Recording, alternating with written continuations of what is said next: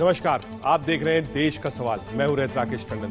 पाकिस्तान में सियासी हलचल में लगातार बदलाव हो रहा है। पाकिस्तान के प्रधानमंत्री इमरान खान अपनी कुर्सी को बचाने के लिए आखिरी ओवर तक संघर्ष कर रहे हैं। पाकिस्तान के संसद में इमरान के खिलाफ अविश्वास प्रस्ताव पर बहस कुछ ही समय में होने वाली है।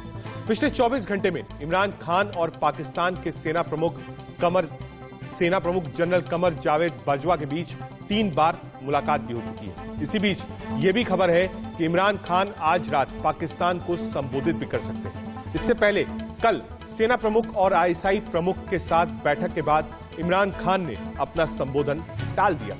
विपक्ष का दावा है कि इमरान खान बहुमत खो चुके हैं, इसलिए उन्हें प्रधानमंत्री की कुर्सी पर बने रहने का कोई हक नहीं है। लेकिन इमरान के मंत्रियों का कहना है कि इमरान आखिरी दम तक लड़ाई लड़ेंगे। बताया जा रहा है कि इमरान खान के तख्ता पलट की पूरी स्क्रिप्ट सेना प्रमुख बाजवा ने ही लिखी है। बाजवा के कहने पर ही पाकिस्तान के विपक्षी दलों ने इमरान खान के खिलाफ अविश्वास प्रस्ताव भी पेश किया है। ऐसे में सवाल यह है कि पाकिस्तान में इमरान सिर्फ नाम के कप्तान हैं और कमान सेना प्रमुख बाजवा के हाथ में है। एक सवाल, क्या बाजवा के चक्रव्यूह में इमरान खान फंस चुके हैं? क्या पाकिस्तान सेना के हाथ में सत्ता का रिमोट कंट्रोल है? क्या पाकिस्तान की फौज ही तय करेगी कि अगला प्रधानमंत्री कौन होगा? इन सारे सवालों पर हम अपने मेहमानों से बात करेंगे। हमारे साथ नटवर सिंह साहब है, पूर्व विदेश मंत्री। बहुत स्वागत है सर आपका। सुरेश गोयल जी हैं, पूर्व राजनयिक। राज कादियान जी हैं, पूर्व उप सेना प्रमुख। और इजाज वसीम बाकरी हैं, वरिष्ठ पत्रकार। लेकिन सबसे पहले रुक कर लेते हैं नटवर सिंह जी का। आपका रुक करते हैं। नटवर सिंह जी आपके पास आएंगे, लेकिन एक खबर और अपडेट आपको और बताते हैं। इमरान खान ने एक बार फिर से दावा किया है कि उनके खिलाफ विदेशी साजिश हो रही है। देखिए, ये पॉलिटिकल क्राइसिस तो मुल्कों में आते रहते हैं, कोई नई चीज नहीं है। पार्लियामेंट्री डेमोक्रेसी के अंदर क्राइसिस आता रहता है। कभी मसलन लोगों को अपनी पार्टी के अंदर कॉन्फ्रेंस चला जाता है। नो कॉन्फिडेंस वोट एक जायज जमहूरी तरीका है। इस क्राइसिस का ये है एक फॉरेन इंपोर्टेड क्राइसिस। एक बाहर से साजिश है पाकिस्तान के खिलाफ, और ये साजिश तब से हुई जब से वो लोग जो बाहर से पाकिस्तान को एक टेलीफोन कॉल के ऊपर कंट्रोल करते थे, एक टेलीफोन कॉल पे हमारे से चीजें मनवाते थे, हमारे नेशनल इंटरेस्ट के खिलाफ, वो लोग बर्दाश्त नहीं, उनको आदत नहीं है कि पाकिस्तान में कोई ऐसा। इमरान कह रहे हैं ये बाहरी साजिश है। अविश्वास प्रस्ताव से पहले पीपीपी चेयरमैन बिलावल भुट्टो जरदारी ने कहा है कि इमरान खान की इनिंग्स अब खत्म हो चुकी है। खान साहब को साफ पैगाम भेजना चाह रहे हैं कि सर आपके लिए कोई सेफ पैसेज नहीं, कोई एनआरओ नहीं, कोई एमनेस्टी नहीं, कोई बैकडोर एग्जिट नहीं, एक ही ऑनरेबल एग्जिट है।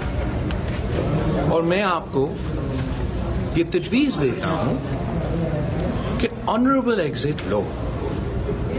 आप हमारा सियासी इख्तलाफात रहे हैं, आप एक वक्त में इस मुल्क का एक कौमी स्पोर्ट्स पर्सन थे। आज भी इस मुल्क के अवाम को एक स्पोर्ट्समैन स्पिरिट का पैगाम भेजिए। आपने अपना इनिंग्स खेला है और आपने एक साफ प्रोसेस के थ्रू शिकस्त खाया है।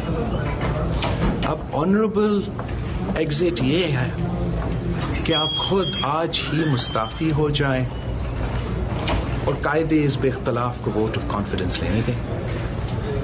ऑनरेबल एग्जिट ये है कि अगर ये नहीं तो आए मुकाबला करें, इज्जत के साथ, एहतराम के साथ, इस इंस्टीट्यूशन, इस मुल्क, इस जमहूरियत का एहतराम के साथ आए।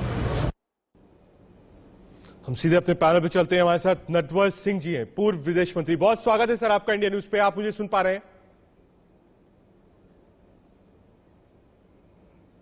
हाँ सुन रहा हूँ। भुट्टो साहब को सुना आपने, उन्होंने कहा कि इनिंग्स खत्म हो गई है, एग्जिट ले लीजिए। इमरान खान के मंत्री कह रहे हैं आखिरी बॉल तक खेलेंगे। एक पेशकश उन्होंने करी है, जो सूत्रों के हवाले से खबर है कि अविश्वास प्रस्ताव अगर विपक्ष वापस ले ले तो इमरान हाउस डिसॉल्व करने को तैयार है।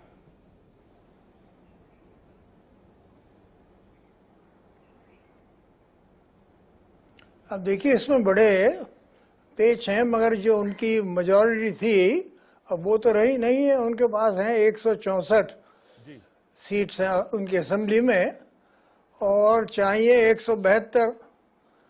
और उनकी जो खिलाफ हैं लोग, विरोधी दल हैं, उनके पास हैं 177।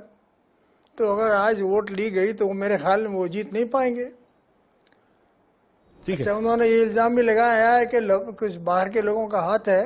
वो इशारा था उनका मेरे ख्याल में अमेरिका की तरफ, तो वहां से जवाब आ गया व्हाइट हाउस से कि ये बिल्कुल गलत खबर है। हाँ सर, क्योंकि बार बार ये बातें लोग कहते थे। एक चिट्ठी उनके पास थी जो एक एम्बेसडर ने लिखी थी, वो चिट्ठी लेकर वो चल रहे थे। कल जो उन्होंने बैठक बुलाई उसमें कहा विदेशी हाथ है। लोग बार बार कहते थे कि America is always controlled by pentagon. क्या वो बात सच है? जो रूस से नजदीकियां थी, जो चीन से नजदीकियां थी, तो वो जो मेथोलॉजी थी इमरान खान की, वो अमेरिका को रास नहीं आई?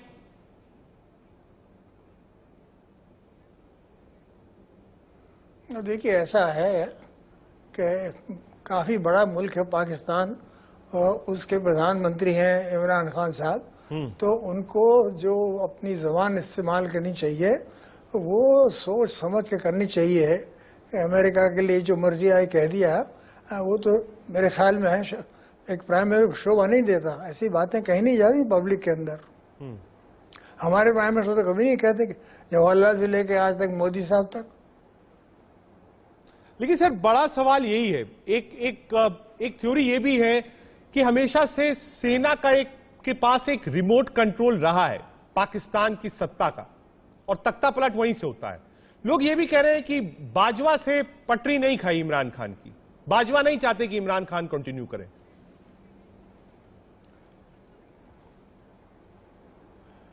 देखिए, ऐसा है कि मोहम्मद अली जिन्ना पहले गवर्नर जनरल हुए, तो उनकी मौत हो गई 13 महीने के बाद। फिर हुए नवाबजादा लियाकत अली खान, उनको गोली मार दी गई सन 51 में। तो उसके बाद फौज के लोगों ने ही हुकूमत की है। शुरुआत हुई थी, उनके डिफेंस मिनिस्टर थे एक, सिकंदर उनका शायद नाम था। फिर थोड़े दिन के लिए गुलाम अली आए, पर वो भी फौज की वजह से आए। तो इमरान साहब भी बाजवा साहब के सपोर्ट से आए थे, इसमें कोई दो राय नहीं है। हालांकि वो पॉलिटिक्स में आए थे 1996, और वो 17 में इलेक्शन भी जीत गए थे। ठीक है। और भारत जो पार्टी है किस परिवेश में देखेगा जो राजनीतिक हलचल उठापटक है पड़ोसी मुल्क में, भारत इसको कैसे देख रहा है, माइनॉरिटी देख रहा है? नटवर सिंह साहब आएंगे आपके पास, पैनल के पास भी चलेंगे। एक छोटा सा ब्रेक रहना है, आप सब हमारे साथ रहिए। एक छोटा सा ब्रेक के बाद समझेंगे कि भारत इसको कैसे मॉनिटर कर रहा है। लोकतंत्र अगर पाकिस्तान में और ज्यादा कमजोर होता है, पहले भी कमजोर था, अगर और कमजोर होता है तो भारत को किन चीजों का ध्यान रखना है। एक छोटा सा कमर्शियल ब्रेक, बड़ी कवरेज जारी है इंडिया न्यूज पर।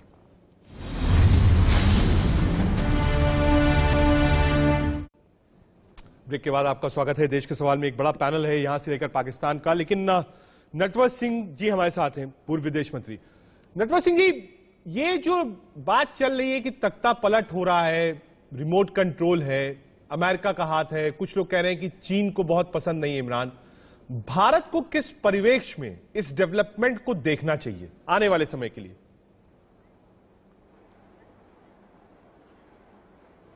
देखिए, हमें तो कुछ इंटरेस्ट है नहीं, क्योंकि ये अंदरूनी मामला है पाकिस्तान का। उनकी सरकार, हम उनकी सरकार तो नहीं चुन सकते, ना उनकी सरकार गिराना चाहते हैं कोई, तो वो अंदरूनी मामला है, उसको खुद ठीक करें। वो उनकी पॉलिटिकल पार्टी है, उनकी जो फौज है, हिंदुस्तान का इसमें कोई वो नहीं है इंटरेस्ट, और ना हम उस पर कोई किसी तरह का दखल देना चाहते हैं। ना हमारी सरकार ने कोई बयान दिया है। नहीं सर, सरकार ने कोई बयान नहीं दिया, ये बात मैं भी मानता हूं अंदरूनी मामला है। लेकिन अगर राजनीतिक अस्थिरता आपके पड़ोस में रहेगी, जो कि हमेशा कन्फ्रंटेशन वाला बॉर्डर लाइन है, और वहां पर अगर लोकतंत्र नहीं होगा दिखाने के लिए भी, और मिलिट्री राज चरम पर पहुंचेगा, तो इसके लिए तो सर अलर्ट पर रहना चाहिए हिंदुस्तान को। नहीं, हिंदुस्तान अलर्ट है। अब ये कोई इसकी बराबरी करे हिंदुस्तान पाकिस्तान की, तो वो ठीक बात नहीं होगी। हम बहुत बड़े मुल्क हैं। दुनिया में ना के पहले 5-6 मुल्कों में से हमें हैं। तो हिंदुस्तान की आवाज़ और हिंदुस्तान की स्ट्रेंथ कम नहीं है किसी से। और अगर कोशिश होगी किसी पड़ोसी की कि यहाँ छेड़खानी करें, तो तगड़ा जवाब दिया जाएगा। ठीक है सर, एक आखिरी सवाल। दो चीजें हैं जो कि फैक्टर है। एक तरफ विपक्ष है जो खड़ा है, वो बता रहा है महंगाई, deficit, fuel price hike, commodities, budgetary allocation, economic slowdown, ये बड़ी वजह है अनपॉपुलर इमरान की।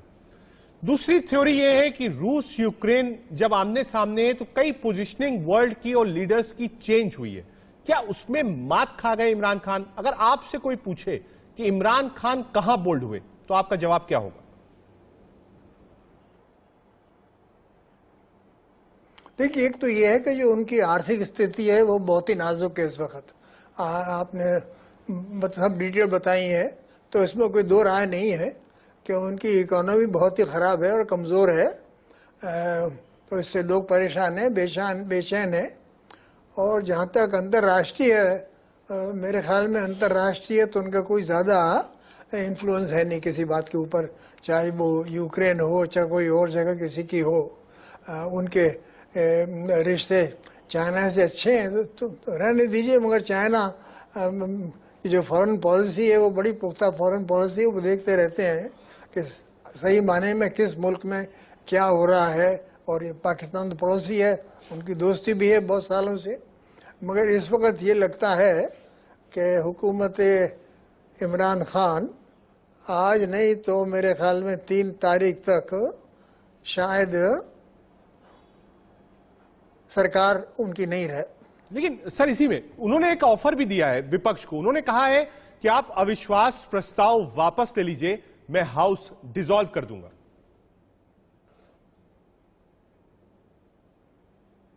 तो विपक्ष तो मानेगा नहीं, बिल्कुल नहीं मानेगा। वो तो नहीं चाहते कि चुनाव हो। क्यों हो?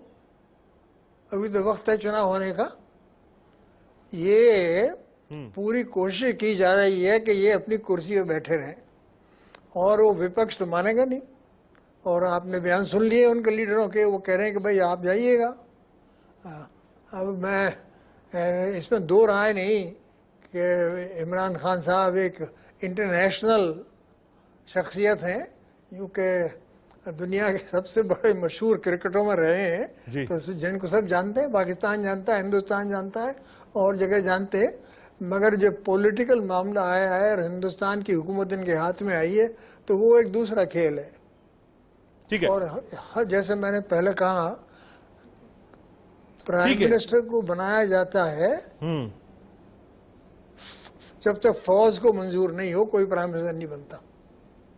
ठीक है सर, आप जुड़े इंडिया न्यूज से। बहुत शुक्रिया नटवर सिंह साहब आपका, तमाम अपने एक्सपीरियंस और जो वर्ल्ड पॉलिटिक्स है उस पर आपने बातचीत करी। बहुत शुक्रिया नटवर सिंह जी इंडिया न्यूज से बातचीत करने के लिए। एक बड़ा पैनल हमारे साथ है। हमारे साथ सुरेश गोयल जी हैं, पूर्व राजनयिक, राज कादियान जी पूर्व उप सेना प्रमुख, इजाज वासिम बाखरी साहब है, वरिष्ठ पत्रकार है पाकिस्तान से, फैजुल्ला खान साहब है, वरिष्ठ पत्रकार पाकिस्तान से। आप सबका बहुत स्वागत है। सुरेश गोयल जी, आपसे शुरुआत करते हैं। नटवर सिंह साहब के साथ हम बातचीत कर रहे थे। उन्होंने कहा कि साहब सेना एडमेंट थी वहां पहला, और जो अंदरूनी हालात थे पाकिस्तान के, वो आज इस मुहाने पर ले आए कि इमरान की सरकार जा रही। तीसरी बड़ी बात, वहां क्या होता है उनका आंतरिक मामला है, और कहा पाकिस्तान का इतना इन्फ्लुएंस वर्ल्ड पटल पर नहीं रह गया है कि उसके बारे में आप बहुत ज्यादा चिंता करिए। गोयल जी। देखिए, नटवर सिंह जी मेरे गुरु रहे हैं। जब वो सेक्रेटरी ईस्ट थे और मैं चाइना का मामला देखा करता था, तो जो कह रहे हैं वो तो गुरु वचन है, इसमें शक की कोई बात नहीं है जी। मैं इतना चाहूंगा कि पाकिस्तान हमारा पड़ोसी देश है और पड़ोसी देश होने के नाते अगर वहां पर कोई भी ऐसी स्थिति उत्पन्न होती है जो पॉलिटिकल स्टेबिलिटी लाए या वहां पर टेंशन बढ़े या कोई भी बदलाव आए, तो जाहिर सी बात है कि उस बदलाव का हमारे ऊपर कहीं ना कहीं तो असर पड़ता है। हमें ये वॉच करना पड़ता है कि जो बदलाव हो रहा है उससे हमारे देश में क्या उसके ऊपर असर पड़ेगा। तो अब देखो 3-4 चीजें साफ है। नहीं लेकिन रिश्ते बहुत अच्छे नहीं रहे, ये जो हालांकि पाकिस्तान से रिश्ते नहीं, लेकिन जो एक गर्माहट होती है दो देशों में, इमरान खान ने जब से संभाला कार्यकाल और उम्मीदें जो हिंदुस्तान को थी कि गर्माहट आएगी, एक वर्ल्ड फेम का प्लेयर रहा है, वो गर्माहट दिखी नहीं सर इस कार्यकाल में। बिल्कुल सही बात है, कोई गर्माहट नहीं थी। और बात यह है कि अगर वो नहीं रहे तो कौन आएगा, उनके कार्यकाल के दौरान गर्माहट आएगी या नहीं आएगी। सवाल आपने बड़ा अच्छा किया है। सवाल यही है कि अगर इमरान खान नहीं रहे तो कौन। अभी जो बात चल रही है, आवाज की बात चल रही है, मेरे ख्याल है या जिनकी भी बात चल रही है उनमें से कोई भी ऐसा प्रधानमंत्री है जो भारत के साथ में रिश्ते मजबूत करने के लिए आगे बढ़ेगा। अगर नहीं तो हमें क्या फर्क पड़ता है, चाहे वहां पर इमरान खान हो या शहबाज शरीफ हो या बिलावल भुट्टो हो, सबकी सत्ता बात तो एक ही रहेगी। अब क्या आर्मी आएगी, आर्मी का रूप हिंदुस्तान के लिए क्या रहेगा। आप एक चीज याद रखिए कि हिंदुस्तान के रिश्तों में जब भी कोई आगे बढ़कर कदम उठाया गया है वो मिलिट्री आर्मी की सरकार के दौरान परवेज मुशर्रफ रहे हों, नवाज शरीफ के टाइम पर भी जब भी कोई बात आगे हुई तो हमेशा कदम खींच लिया गया क्योंकि आर्मी नहीं चाहती थी ये। तो इसीलिए मैं कहता हूं कि हमको देखना ये है कि कौन आएगा और किसके आने से हमारे जो रिश्ते हैं वो गर्माहट नहीं आए, सुधरने में एक कदम आगे बढ़ सकते हैं। ठीक है गोयल साहब, मैं इसमें थोड़ा सा रोकना चाह रहा हूं। ये एक विपक्ष की सरकार होगी, शहबाज का नाम आपने बताया, खैर ठीक है, जो भी कैंडिडेट हो, ये मिली जुली सरकार होगी। इसमें मरियम की पार्टी भी है, भुट्टो साहब की पार्टी, सब लोग साथ में है। तो क्या वो कमांड हो पाएगा? क्योंकि इमरान को एक तरीके से पैन पाकिस्तान ने वोट किया था, एक नई किरण थी। जब आप उस समय देखिए जो भाषण देते थे, 10 लाख लोग उनकी उसमें मजलिस में होते थे, लेकिन आज वो नहीं है। आज वही लोग सड़कों पर हैं, कह रहे साहब 180 रुपए लीटर तेल हो गया है, 500 रुपए किलो आटा हो रहा है, कहां जाए। बिल्कुल सही बात, कहीं ना कहीं शक पैदा होता है। लेकिन मैं समझता हूं कि एक बहुत बड़ा फैक्टर जो पीपल्स डेमोक्रेटिक मूवमेंट है, पीडीएम, फजलुर रहमान साहब, उनकी जो मूवमेंट है वो अक्रॉस द बोर्ड है। उसमें ज्यादातर लोग जो है इस्लामाबाद से काफी लोग शामिल हैं और सभी तबके के लोग हैं। तो मेरे ख्याल है देखना होगा। और ये बात सही भी है कि कोई ऐसा आदमी नहीं दिखाई देता कि जिसको पूरे पाकिस्तान के आवाम की समर्थन शामिल हो। इसीलिए मैंने कहा कि क्या आर्मी आएगी, देखिए। ठीक है सर, एक छोटा सा प्रश्न, ये जो डिप्लोमेसी है क्या इसमें कमजोर हुए? इंटरनेशनल जो एक संबंध इमरान को स्थापित करने थे, पहले वो बहुत प्रो चाइना चले, उसके बाद मॉस्को जाते हैं। देखिए आप जो उल्टी गिनती शुरू हुई है वो मॉस्को जाने के बाद ही शुरू हुई है, उसके पहले तक कोई चर्चा नहीं थी। बिल्कुल, आपने बिल्कुल सही कहा। मेरे ख्याल है इमरान खान विदेश नीति समझ ही नहीं पाए। उन्होंने विदेश नीति में कभी यहां हाथ मारा, पहले वो सऊदी अरेबिया से, उनको दरअसल लगा कि पाकिस्तान को पैसा चाहिए क्योंकि पाकिस्तान की माली हालत ऐसी हो गई कि जहां से पैसा मिला वो उनका दोस्त बन गया। पहले सऊदी अरेबिया, फिर चाइना, फिर यूएसए, फिर कहां से पैसा मिला। तो इसीलिए पाकिस्तान इमरान खान साहब की विदेश नीति उसमें कहीं ना कहीं कमजोरी रही। उन्होंने पाकिस्तान का ये लॉन्ग टर्म नजरिया देखा ही। ठीक है सर, आप रहिए हमारे साथ। पाकिस्तान से भी कई वरिष्ठ पत्रकार दो हैं, उनके पास भी हमको चलना है, और कादियान साहब भी हैं, लेकिन सिर्फ 30 सेकंड के लिए आपको रुकूंगा। एक मिनट, सीधे अपने पैनल पर चलते हैं। राज कादियान जी, पूर्व उप सेना प्रमुख।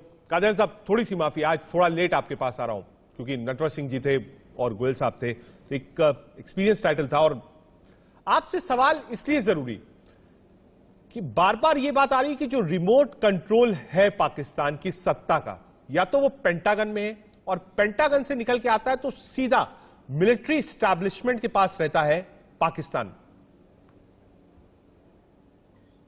देखिए, मेरी राय है 1958 में जब आयूब खान पहले मार्शल लॉ एडमिनिस्ट्रेटर बने थे, उसके बाद पाकिस्तान की फॉरेन पॉलिसी और उनकी सिक्योरिटी पॉलिसी पाकिस्तान की आर्मी के हाथ में रही है।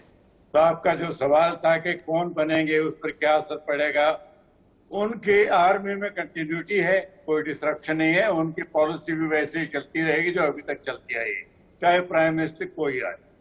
दूसरा, इमरान खान की डाउनफॉल के दो कारण है मेरा मानना है, एक इनकॉम्पिटेंस, दूसरा इमेच्योरिटी।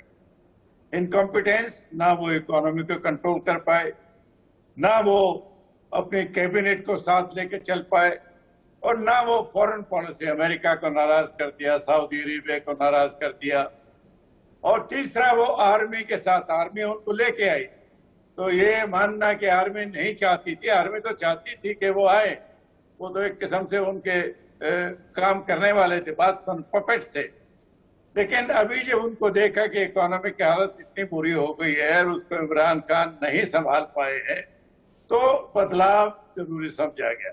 लेकिन दो पॉजिटिव, अगर हम नेबर हैं, पाकिस्तान में क्या होता है हमको दिलचस्पी तो है, लेकिन अगर वो टर्मोइल सरहद के पार नहीं आए तो हमें कोई चिंता नहीं, अंदरूनी वो क्या करते हैं।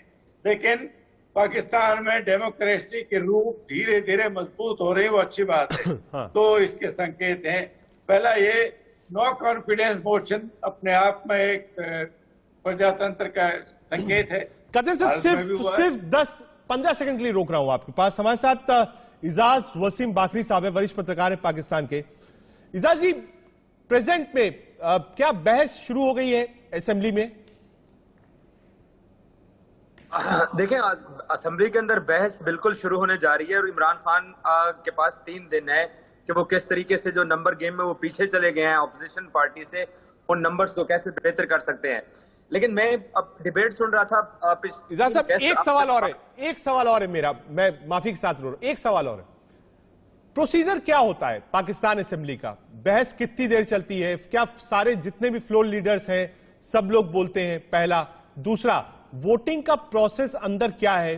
क्या लॉबीज क्लियर की जाती हैं या हैंड वोट्स होते हैं? थोड़ा प्रोसीजर के बारे में बताइए कि आखिर पूरा प्रोसीजर पाकिस्तान की असेंबली में क्या रहता है। देखिए, ये जो नो कॉन्फिडेंस वोट का जो इलेक्शन होना है, यहाँ पर शो ऑफ हैंड होगा और पीटीआई के जो मेंबर पार्लियामेंट हैं उनको पीटीआई ने बकायदा नोटिफिकेशन करके रोक दिया है कि आपने इजलास के अंदर शिरकत नहीं करनी जिस दिन वोट होनी है। यहाँ पे बर्डन ऑपोजिशन के ऊपर है कि उन्होंने 172 मेंबर्स पूरे करने हैं। सो ये तमाम तर बर्डन ऑपोजिशन के ऊपर है कि उन्होंने 172 लोग पूरे करने हैं और वहां से वो इमरान खान जो है वो प्राइम मिनिस्टरशिप से नीचे उतर जाएंगे।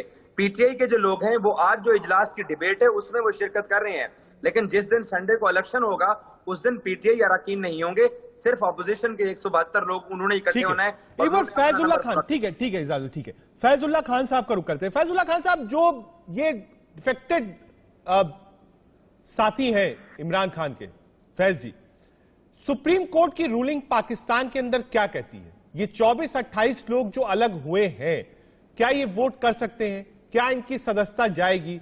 सुप्रीम कोर्ट और वहां का कानून क्या कहता है?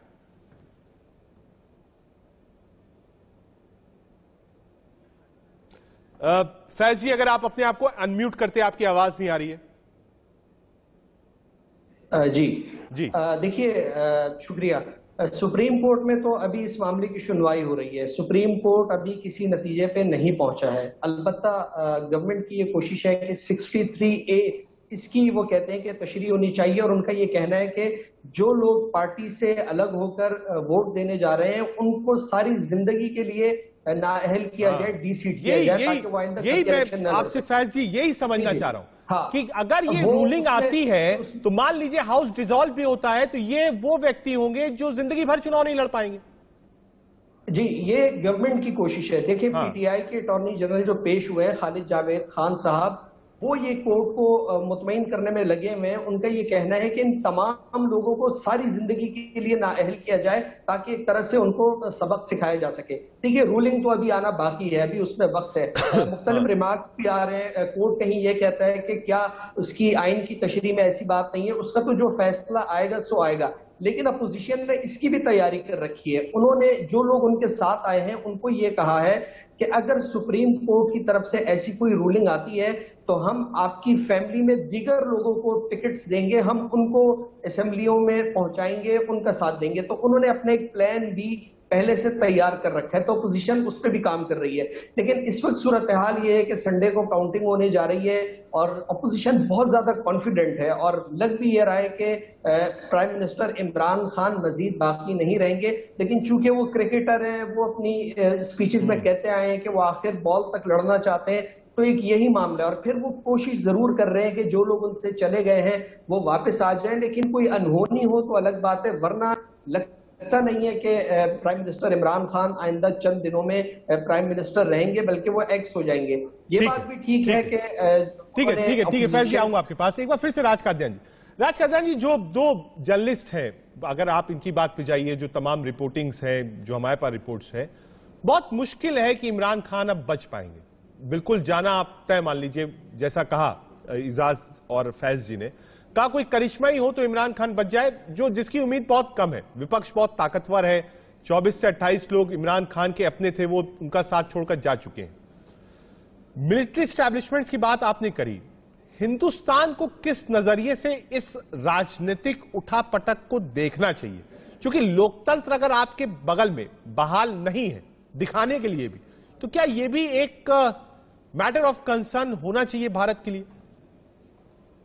नहीं, लोकतंत्र तो पाकिस्तान में पिछले 64 साल से नहीं रहा है। जब से अयूब खान आए थे, तो भारत को अभी जो कुछ हो रहा है उसमें दिलचस्पी के अलावा और कोई बदलाव नहीं आएगा उनकी पॉलिसी में। जैसे मैंने पहले भी कहा, पॉलिसी तो आर्मी चलाती है, फॉरेन पॉलिसी और सिक्योरिटी पॉलिसी, वो अच्छी है या बुरी है, उस पर कंटिन्यूटी है। अभी आंकड़े के हिसाब से नहीं लगता कि इमरान खान रुक पाएंगे। अब वो अपनी इमेच्योरिटी का और सबूत दे रहे हैं। ये कहना है कि जो मेरे खिलाफ वोट डालेंगे उनको जिंदगी भर नहीं दोबारा इलेक्ट होना चाहिए। पॉलिटिक्स में तो आज के दोस्त हैं, कल वो दुश्मन हो जाते हैं, परसों फिर दोस्त हो जाते हैं।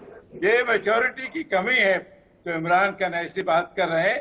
और अभी मुझे नहीं लगता, अभी तो जब 4 तारीख या मंडे को जब भी वो वोटिंग होगी, इलेक्शन होगा, उससे पहले और मेंबर्स आए। जब जहाज डूबने लगता है तो बहुत लोग कूद जाते हैं, कश्तियों के इंतजार करते हैं। तो शायद नफरी अभी भी कम है, 172 के काफी कम है, 164 है गोयल साहब ने बताया।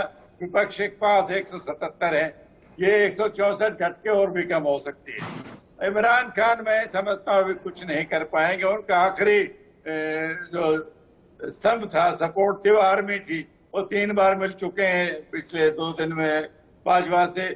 बाजवा अभी उनको वापस लेने के लिए राजी नहीं होंगे, क्योंकि आर्मी को भी उन्होंने नाराज किया था जब ISI के चीफ बनाए। हर पॉलिटिकल, हर डेमोक्रेसी में ये फाइनली पॉलिटिकल डिसीजन होता है किस जनरल को किस पोस्ट पर डालना है। भारत में भी वही है। तो जब आर्मी चीफ ने रिकमेंड किया और इमरान खान ने उसको मानने से इनकार किया था, फ्रिक्शन तो वहीं शुरू हो गई।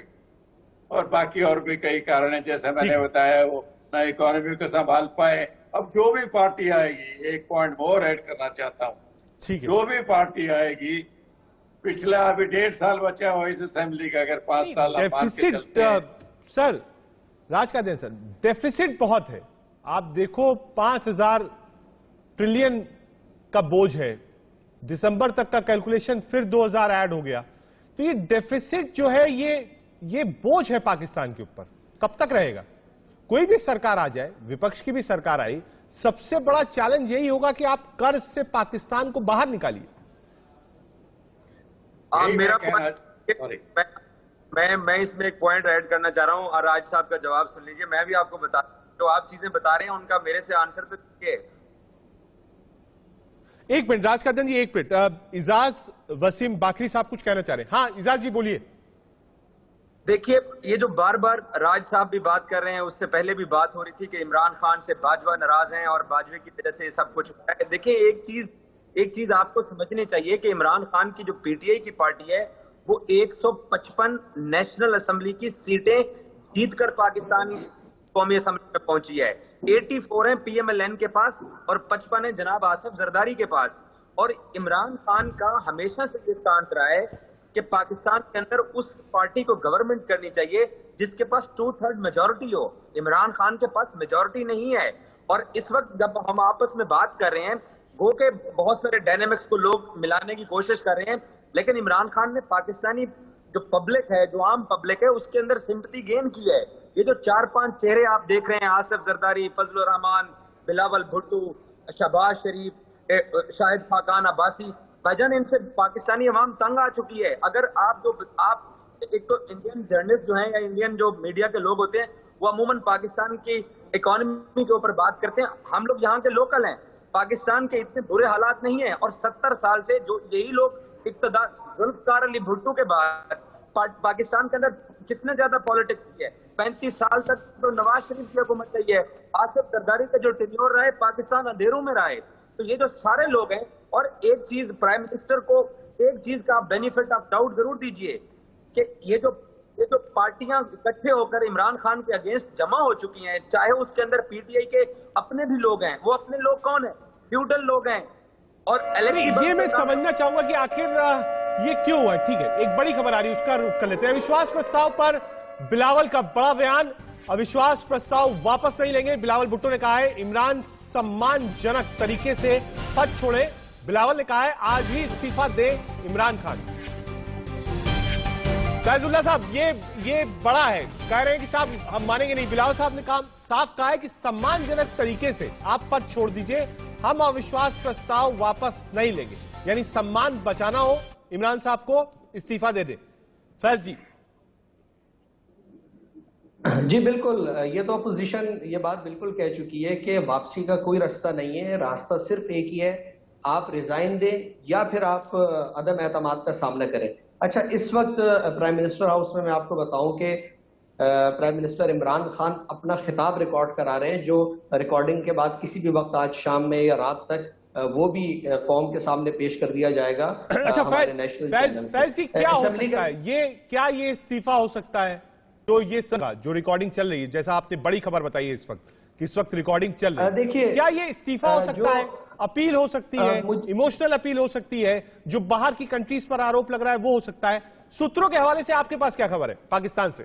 देखिए, जो खबरें आ रही हैं प्राइम मिनिस्टर हाउस से, उसमें यह कहा जा रहा है इस्तीफा शायद ना हो, लेकिन वो जो चिट्ठी जिसका बहुत ज्यादा जिक्र हो रहा है उसके हवाले से वो कह रहे हैं कि कौम को एक बार फिर वो अपने एतमाद में लेंगे। तो इसकी रिकॉर्डिंग हो रही है। कल भी ये होना था, लेकिन वो कल मुख्तलिफ जो बात की बिना पर इसको डिले कर दिया गया था।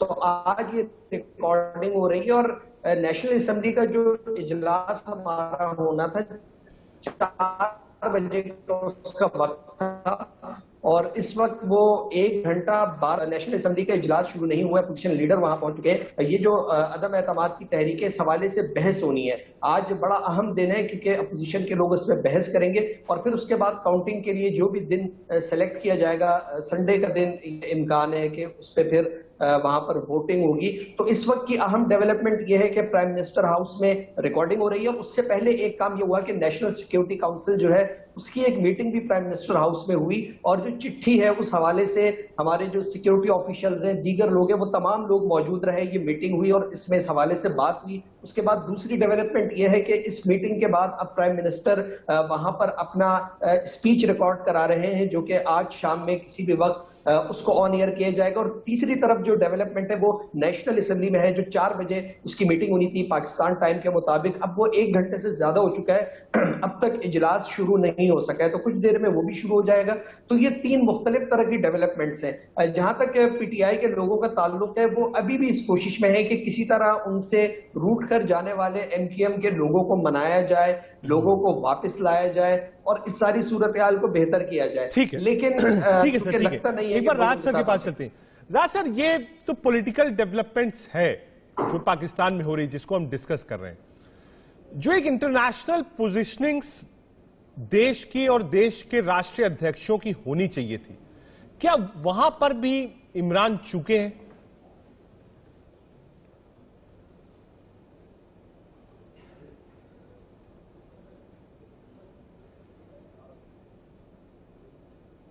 ये सवाल मुझसे? जी बिल्कुल, आप ही से सर। हाँ, देखिए, अभी ये कहना है कि विपक्ष अपना प्रस्ताव वापस ले ले, ये तो थ्योरेटिकल बात है। अगर विपक्ष ऐसा करता है तो अपनी खिल्ली उड़वाएंगे वो, कि इतना रास्ता तय करने के बाद फिर आपकी क्या स्टैंडिंग है, वो तो होगा नहीं। और मुझे नहीं लगता इमरान अपनी मेजॉरिटी प्रूव कर पाएंगे। दूसरा, जैसे कहा बाकरी साहब ने कि वो अभी भी बहुत पॉपुलर है आवाम में। हाँ, उन्होंने 10 लाख का वायदा किया था, दावा किया था कि 10 लाख आए, लेकिन पॉपुलैरिटी एक बार जब सरकार बन जाती है तो आपको असेंबली हॉल के अंदर प्रूव करनी पड़ती है, बाहर मैदान में नहीं करनी पड़ती। वो इलेक्शन के टाइम होता है। मान लिया वो सबसे बड़ी पार्टी थी, लेकिन आज के दिन ज्यादा लोग उस पार्टी के खिलाफ हैं, वो आपस में मिल गए हैं। ये तो डेमोक्रेसी में होता रहता है, भारत में भी होता है। जब कई पार्टियां, जनता पार्टी हमारी बनी थी जैसे 1977 में, वो भी बहुत सारे पार्टी मिला के, ठीक है, उनके राजनीति का पार्टी, लेकिन जो एक क्लाउड था इमरान खान का, एक फ्लैम्बॉयड पर्सनालिटी का, वो टीआरपी नहीं रह गई सर अब इमरान खान की पाकिस्तान में। मेरे से सवाल है? जी नहीं, ऐसा नहीं है। देखिए, एक चीज को आपको समझनी पड़ेगी। नहीं, मैं इजाजी इसलिए इस बात को कह रहा हूं, जो पाकिस्तानी टेलीविजन अखबार रिपोर्ट कर रहे हैं, कई ऐसे लोगों को हमने सुना जिन्होंने कहा कि हम पागल थे इमरान खान के पीछे, पैदल चलकर आते थे, रैलीज में जाते थे। कहा हमको ऐसा इमरान खान नहीं चाहिए जो इस हाल में पाकिस्तान को ले गया। कई है, वहीं की रिपोर्ट्स है सारी, जिसको हमने भी रिपोर्ट किया है। देखिए मैं बताता हूं, हम सब के सामने, अब पॉलिटिक्स की बात है ना, इंडिया पाकिस्तान का पॉलिटिकल कल्चर एक जैसा है। अभी इमरान खान ने सिंपैथी गेन किए हैं और ये सच है। अगर कोई इसको नहीं मानना चाहता वो मत माने। इमरान खान के मुकाबले में ये जो विपक्ष की पार्टियां आप बताते हैं, इनके जो चेहरे हैं ये पाकिस्तानी 35 साल से देख रहे हैं। हम लोग आईटी में कहां खड़े, लेकिन नहीं, फैज इजाज भाई, जो अपने लोग छोड़ के गए, इनके अपने मेंबर्स छोड़ के गए, जो डेफिसिट बढ़ा है, वो भाई उस पर कि आप देखिए, हो सकता है कि विपक्ष लामबंद हो जाए, मैं मान सकता हूं, पॉलिटिक्स में ये होता है। मैं ये जानना चाहता हूं कि अपने क्यों धोखा दे गए, पहला। दूसरा, जनता में इतना अविश्वास महंगाई के चलते, पॉलिसीज को लेकर, इकोनॉमिक इश्यूज को लेकर क्यों पैदा हुआ? सर जी, मध्य प्रदेश के अंदर कमाल नाथ साहब को 15 कांग्रेस के एमएलए छोड़ के चले गए थे बेंगलोर के एक गेस्ट हाउस में। उसके बाद उन्होंने जाकर शिंडिया साहब के कहने के ऊपर इलेक्शन लड़ा था और फिर चौहान साहब की हुकूमत बनी है। ये इंडिया पाकिस्तान का कल्चर है। ठीक है, रुकूंगा। बड़ी खबर, एक बड़ी खबर आ रही पाकिस्तान से, सीधा रुक कर लेते हैं। पाकिस्तान में बड़ी सियासी हलचल, आज देश को संबोधित करेंगे इमरान खान। इमरान के मंत्री फवाद चौधरी ने यह जानकारी दी है। इमरान खान ने एनएससी की बैठक भी बुलाई है, कोई बड़ा ऐलान कर सकते हैं इमरान।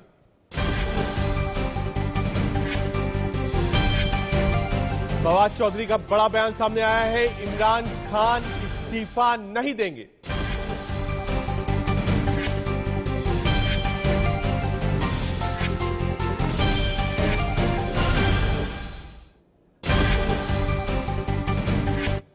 बहुत शुक्रिया आप तमाम मेहमानों का, देश का समाज के लिए इतना ही। आप फिर मिलिएगा और लगातार अपडेट्स हम आपसे लेते रहेंगे पाकिस्तान से भी। कादियान सर, आपका भी बहुत बहुत शुक्रिया।